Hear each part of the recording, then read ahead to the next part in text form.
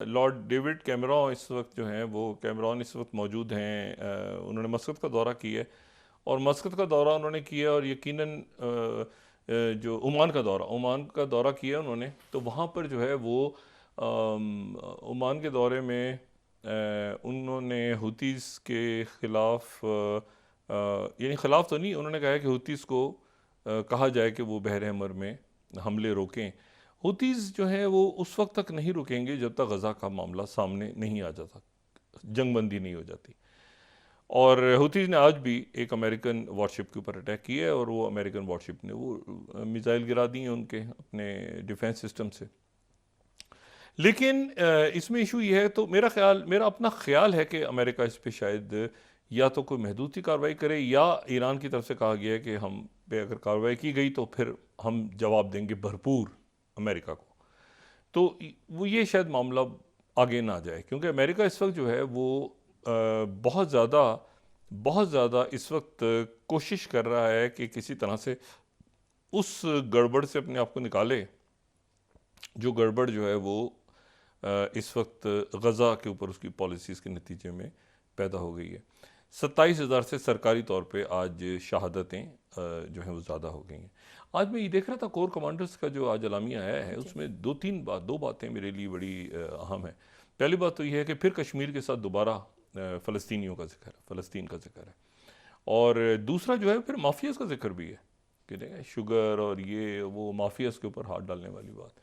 तो हम तो यही कहते हैं सारी माफियाज़ को पकड़ें एक ही दफ़ा, उनको जो है वो पकड़ के उनको मुल्क के आगे जाना चाहिए। तो बहरहाल ये है कि अब इसमें तो पाकिस्तान की स्टेटेड पॉलिसी रही सारी जमातों की, तहरीक इंसाफ, मुस्लिम लीग नून, पीपल्स पार्टी, जमात इस्लामी से तो बाकायदा और मौलाना फजलुर रहमान साहब के तो इज्तिमा से खिताब किया हमास की लीडरशिप ने। तो अब मसला ये है कि अब व्हाट नेक्स्ट। अब तो ईरान के साथ मेरे ख्याल से बहुत ज़्यादा शायद तलखी ना बढ़ेगी तो फिर मामला बहुत ख़राब हो जाएंगे। इस वक्त दोबारा देखें पाकिस्तान और इस वक्त ईरान के दरमियान जो हुआ वो एक मुल्कों के दरमियान इख्तलाफात भी हैं, होते हैं, हर एक मुल्क की अपनी पॉलिसी है, लेकिन इस वक्त एक वसी तर मफाद में पाकिस्तान ने भी उसको कम किया, ईरान की तरफ से भी कमी हुई। लेकिन यह है कि वो दहशत गर्दी वहाँ पे हो रही है, तो दोनों मुल्कों को, पाकिस्तान और ईरान को देखना है कि भाई ये दरमियान में कौन है जो फिर ये कैंप्स चल रहे हैं और ये सारे मामलात हो रहे हैं, तो वो कभी एक ग्रुप खड़ा हो जाता है, दूसरा ग्रुप खड़ा हो जाता है। लेकिन उस सारी बातचीत में ये जो बड़ी जंग है ना, इसको नहीं फैलना चाहिए। और ये अच्छा हुआ कि दोनों मुल्कों के दरमियान मामलात जो है ज़रा बेहतर हुए।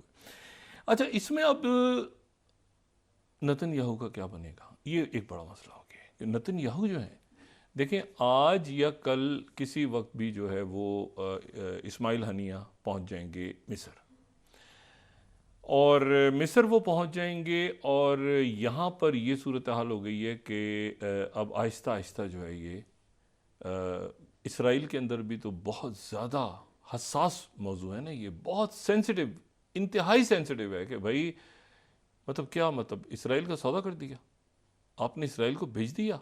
नेतन्याहू के लिए बहुत बड़ा मसला। तो नेतन्याहू जो हैं वो वहाँ पे मुसलसल ये कह रहे हैं कि सवाल ही पैदा नहीं होता, हम तो जंग जारी रखेंगे, हम तो ये कर देंगे, हम तो ये कर देंगे। लेकिन ये है कि अमेरिका ने उनको इस वक्त पकड़ा हुआ है कि दो रियासती सोल्यूशन की तरफ आपने बढ़ना ही बढ़ना है। अब ये जो मसला है ये बड़ा एक सूरत हाल ऐसी है जो कि नेतन्याहू के लिए भी, और मैंने कहा ना ये तारीख साज दिन और लम्हात हैं, अगले चंद दिन जो हैं, चंद हफ्ते जो हैं या चंद महीने जो हैं, क्योंकि उसके 3 फेजेज़ हैं। ये बात मैंने पहले भी कही थी कि इसके 3 फेजेज़ के अंदर ही बात हो रही है। अब ये 2 या 3 पेजेस का मुआहदा है, लिखा जा चुका है और दिखाया जा चुका है और उसके ऊपर सब एग्री कर गए। और अब जो है ये जो मुआहदा है ये वॉशिंगटन पोस्ट 6th डिटेल्स बेडीवल Gaza hostages for prisoners framework deal. अच्छा, तो ये जो है ये अब मामला जो है ये सामने आ रहे हैं और उसके नतीजे में अब इसराइल में एक रद्द अमल जो है, वॉल स्ट्रीट जर्नल आज का 8th, Israel and Hamas way 3 stage cease fire. Cease fire नहीं है 3 स्टेज, ये 3 स्टेज सीज फायर नहीं है, इससे आगे है कहानी। लेकिन वो जाहिर है कि अभी वो पहला हसास मामला है, तो इसलिए मगरबी मीडिया भी इसको सिर्फ वहीं तक बात कर रहा है, लेकिन आगे इसमें जो है वो आज़ाद फ़लस्तीनी रियासत की बात है।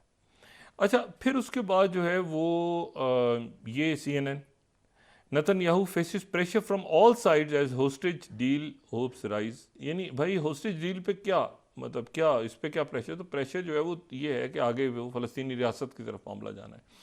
अच्छा, वो इसमें अभी ये है कि वो एक के बदले 3 की बात हो रही है कि उधर से वो एक हॉस्टेज छोड़ेंगे तो इधर से वो 3 छोड़ेंगे, लेकिन ये असल में जो मामला है ये एक के बदले सैकड़ों की बात हो रही है अब। ठीक है ना, कि अगर जंग बंदी और यहाँ पे चाहिए तो बहुत से लोग जो इसराइल की जेलों में उनको रिहा किया जाए, अगली क़यादत कौन सी होगी, तो काफ़ी हद तक ये बात जो है ये। लेकिन आज जो है वो इसराइल में यरूशलेम पोस्ट ने उनके आज वो नेतन्याहू की जो कहते हैं ना कि वो उसका बस वो अब मुझे नहीं पता आगे क्या होगा। ये जो 12वीं स्लाइड है, तो future of Gaza Netanyahu's strategic gambit उन्होंने खबर पढ़ी है पूरी कि नेतन्याहू किस तरह से सौदा कर रहा है मुल्क का। और कोवर्ट इसराइली प्लान, एक खुफिया प्लान बनाया है, ठीक है, तो establish a military government in Gaza and foster regional ties eyes a future Palestinian state and peace with Saudi Arabia. अच्छा, ये प्लान क्या है? खुफिया plan devised in Israel by what's. अच्छा, इसराइल में तैयार हुआ अ ग्रुप ऑफ बिजनेसमैन, एक कारोबारी लोगों ने बनाया है जनाब प्लान। ये देखें आप वहाँ का मीडिया किस तरह इसको दिखा रहा है। ये जो है ये शेयर किया गया फिर अमेरिकन ऑफिशियल्स के साथ, पुराने वाली उस पर जाएं तो हम देखेंगे। अच्छा, रिप्रेजेंटिंग नेतन्याहू का जो अच्छा उसके बाद ये इसमें जो थे ये बहुत से लोग ऐसे बिजनेसमैन, पुरस्कार बिजनेसमैन जो कि क्लोजली कनेक्टेड हैं नेतन्याहू के साथ, और एक खास तौर पे बहुत करीब है नेतन्याहू के। तस्वीर देखें कैसे लगेगी, नेतन्याहू सौदा करने जा रहा है। यानी मैंने कल भी कहा था ना कि बड़ा मसला होगा कि नेतन्याहू कैसे कहेगा अपने लोगों। अच्छा, आगे देखें। उसके बाद कहते हैं कि नेतन्याहू का जो ट्रायल बैलून है, ये जो इनिशिएटिव है ये American led comprehensive Middle East settlements effort spanning Gaza Palestinian Authority Saudi Arabia. Although Netanyahu is not directly involved, खुद नहीं है वो इसमें, लेकिन वो क्या करता है कि उसने रॉन दर्मर को आगे किया हुआ है और वो ऐसे आइडियाज़ के लिए, और उसके बाद वो बिजनेसमैन कारोबारी शख्सियात के ज़रिए ये मामला को आगे बढ़ा रहा है। अच्छा जी, फिर उसके बाद क्या कहता है जी जेरूशलम पोस्ट, वो कहता है ये बड़ा इंपॉर्टेंट है कि ये जो है plan is a part of broader strategy for the day after. अच्छा, दूसरी इनिशिएटिव्स के साथ और coordination underway by Major General Rassan align the coordinator of government activities in the territories with the IDF and Shin Bet। अच्छा, is developing their respective plans।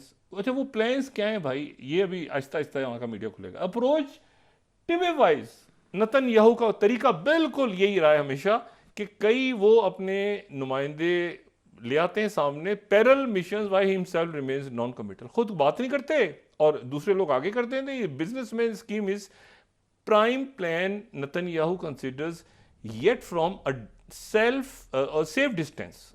ठीक है ना, typical of style, खुद पीछे हटो बचो रखो और दूसरों को आगे कर दो। अच्छा, अर्ली पिछले डिकेड में भी नेतन्याहू ने एक लंदन चैनल खोला था और उस वक्त जो उनका लॉयर था मॉल्चो, उसके साथ और अबू माजिन यानी महमूद अब्बास साहब के साथ, उनके खसूसी नुमाइंदे के साथ, और ये जो है ओबामा ने कहा था कि वो जो है अपने वो पीछे रहेगा, नेतन्याहू पीछे रहेगा, सेफ डिस्टेंस पे रहेगा। अब यहाँ पर जो है ये सवाल पैदा हो रहा है, ये बाद में पता चला था कि ये जो बात हो रही थी जिसमें सेक्रेटरी स्टेट जॉन कैरी भी थे, ये बात हो रही थी प्रपोजल इजराइल एग्रीड टू, यानी एक पैलेस्टीनियन स्टेट के लिए, a detail American proposal for a Palestinian state, a proposal Israel agreed to while Abu Mazen has yet to respond. यानी अबू माजिन या महमूद अब्बास के कहने से पहले ही नेतन्याहू मान गए थे। तो नेतन्याहू का ये तरीकाकार है, नेतन्याहू जो है वो कहते कर पीछे कुछ कहानी चला रहे होते हैं। तो ये यरूशलेम पोस्ट ने आज, फिर उसके बाद जो है वो उनका जो 11वीं स्लाइड है, जो हारिस है उनका न्यूज़पेपर, वो कह रहा है कि Netanyahu's current coalition won't survive a hostage deal with Hamas. असल में होस्टेज डील नहीं है, देखिए ना, एक critical decision point to accept deal with heavy concessions and face criticism from many Israelis और rejected as demanded by far right ministers. अच्छा, ये जो है ये सेमी डिनायल्स की तरफ चले गए। तो वहाँ पर अब जो है अच्छा, फिर उसके बाद जो इसराइल 24 न्यूज़ है 13 स्लाइड, वो भी यही कह रहे हैं कि खुफिया प्लान जो है वो आउट हो गया। मैंने आपसे कल कल भी हमने बात की थी कि नेतन्याहू पर ये प्रेशर बढ़ना शुरू होगा, और नेतन्याहू पर देखना ये है कि नेतन्याहू किस तरह से बात करते हैं।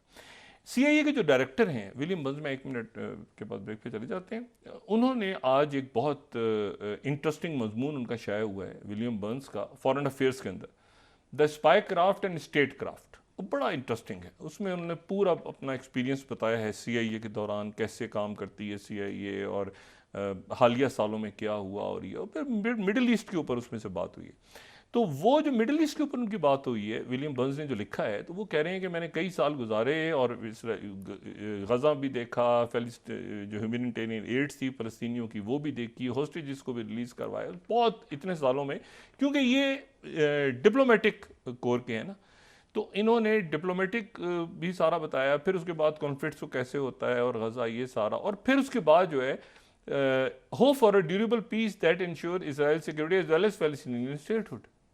अच्छा, तो ये जो है, अब इन्होंने भी पहले फ़लस्तीनी रियासत की बात की, तो ये जो है ये, लेकिन उसके साथ ही कह रहे हैं कि ये जो नॉर्मलाइजेशन हो बाकी मुल्कों के साथ, लेकिन फ़लस्तीनी रियासत बने। तो ये जो है अब ये बड़ी, अब यानी बात डिस्कस हो रही है, ओपन सीक्रेट हो गया। और ये जो है इसमें अब देखना ये है कि ये अब, क्योंकि 3 तारीख से सेक्रेटरी ब्लिंकन आ रहे हैं इसराइल, और इस दौरान जो है वो ये आज या कल में या रात में या कल किसी वक्त इस्माइल हानिया पहुंच जाएंगे मिस्र, और वहाँ पर वो जो है वो बातचीत बढ़ेगी आगे, और ये सेक्रेटरी ब्लिंकन इंश्योर करवाएंगे अपने सामने। लेकिन मैंने कहा ना, इसमें बहुत से अभी ये क्लियर नहीं है कि क्या नेतन्याहू ही ऐलान करेंगे ये, या ये ऐलान जो इनकी हुकूमत गिर जाएगी और कोई और ऐलान करेगा, क्योंकि इसका जो यानी, और वो जो 27,000 शहीद हुए हैं लोग, उनका क्या बनेगा उनका, और ये जो कत्ले आम का जो मुकदमा है उसका क्या बनेगा, जो कि शुरू हो चुका है वहाँ पे। ठीक है डॉक्टर साहब, तो ये अभी चीज़ें हैं जो तय नहीं हुई अभी तक, इसके ऊपर जो है ये अभी काफ़ी इसमें इफ्स एंड बट्स हैं।